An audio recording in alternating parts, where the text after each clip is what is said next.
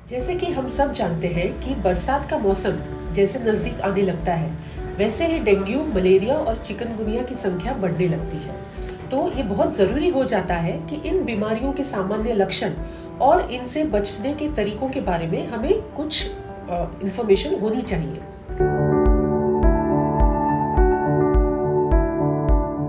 नमस्ते, मैं डॉक्टर मेघना पांडे, कंसल्टेंट फिजिशियन और इंटेंसिविस्ट। आज हम बात करेंगे डेंगू की। अब जैसे कि सबको पता है, डेंगू एक वायरल बीमारी है, यानी वायरस से फैलने वाली बीमारी है। ये बीमारी फ्लैवीवायरस या डेंगू वायरस की वजह से होती है। ये बीमारी फीमेल एडिस इजिप्टी मस्कीटो के काटने से फैलती है। अब ये मच्छर जब किसी इन्फेक्टेड आदमी को काटता है तो वायरस उसके शरीर में प्रवेश करता है। फिर वायरस की तादाद मच्छर में बढ़ जाती है और फिर जब ये मच्छर किसी और को काटता है तो उसे डेंगू हो जाता है। अब मच्छर के काटने के बाद से लक्षणों के सामने आने तक जो पीरियड होता है उसे हम इंक्यूबेशन पीरियड कहते हैं। ये लगभग 4 से 14 दिनों का होता है। अब ये जानना बहुत जरूरी है कि डेंगू के 4 सीरोटाइप्स होते हैं, डेंगू 1, 2, 3 एंड 4। तो अगर मानो आपको डेंगू 1 का इन्फेक्शन हुआ है तो आपको रोग प्रतिबंधक ताकत या इम्यूनिटी जो है वो सिर्फ उसी सीरोटाइप यानी सीरोटाइप 1 के खिलाफ ही आपके शरीर में मौजूद होगी।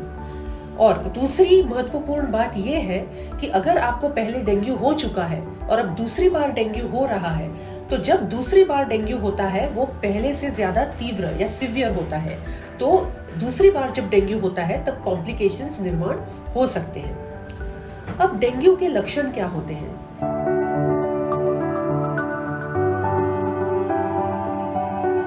बेसिकली डेंगू के 3 फेजेस में लक्षण होते हैं। सबसे पहले है फेब्राइल फेज, सेकेंड फेज है क्रिटिकल फेज और थर्ड फेज है कॉन्वेलेसेंट या रिकवरी फेज। अब पहला फेज फेब्राइल फेज, तो जैसे नाम बताता है इस दौरान बुखार का आना ये अपेक्षित है। तो ये फेज डे 1 to डे 7 तक चलता है। तो इस फेज के दौरान वायरस की संख्या शरीर में बहुत ज्यादा होती है और इसी दौरान इसके मैक्सिमम लक्षण इस बीमारी के नजर आते हैं। अब इसके सामान्य रूप से लक्षण क्या होते हैं? एक तो तेज बुखार आना, ठंड बचकर बुखार आना, रैश आना, जी मचलाना, उल्टी होना, सर दर्द होना, आंखों के पीछे दर्द होना, ये इसके कॉमन लक्षण हैं।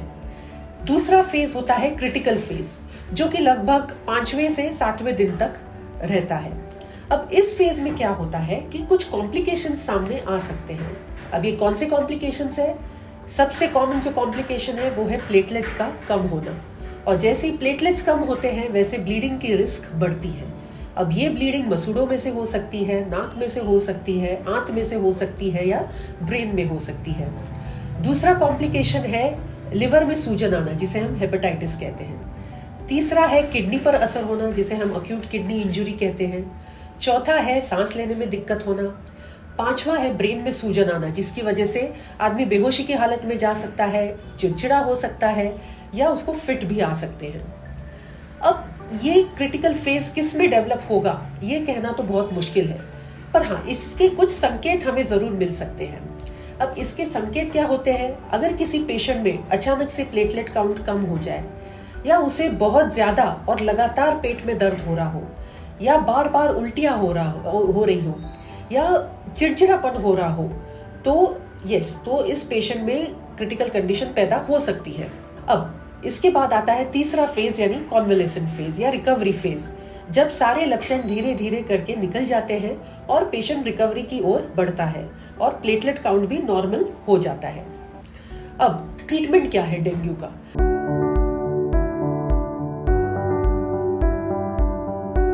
अब ये याद रखना बहुत जरूरी है कि डेंगू का ऐसा कोई स्पेसिफिक ट्रीटमेंट नहीं है, सब सिम्टोमेटिक ट्रीटमेंट होता है, यानी जैसे लक्षण है उसके ऊपर अपने को ट्रीटमेंट देनी होती है। जैसे अगर बुखार आ जाए तो बुखार की दवा, अगर उल्टियां हो रही हैं, जुलाब हो रहे हैं तो उसकी दवा, आईवी फ्लूइड्स, हाइड्रेशन, ये मेंटेन रखना बहुत जरूरी है।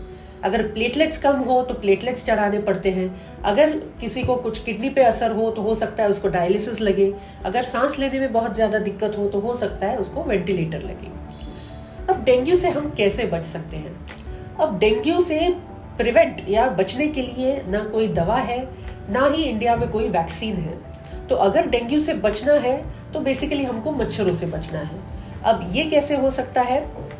तो एक तो आपको ये याद रखना है कि ये जो मच्छर होते हैं जो डेंगू का फैलाव करते हैं, वो ज्यादातर पानी के ऊपर पनपते हैं। तो अपने घर में और घर के आसपास कहीं भी पानी जमने नहीं देना है।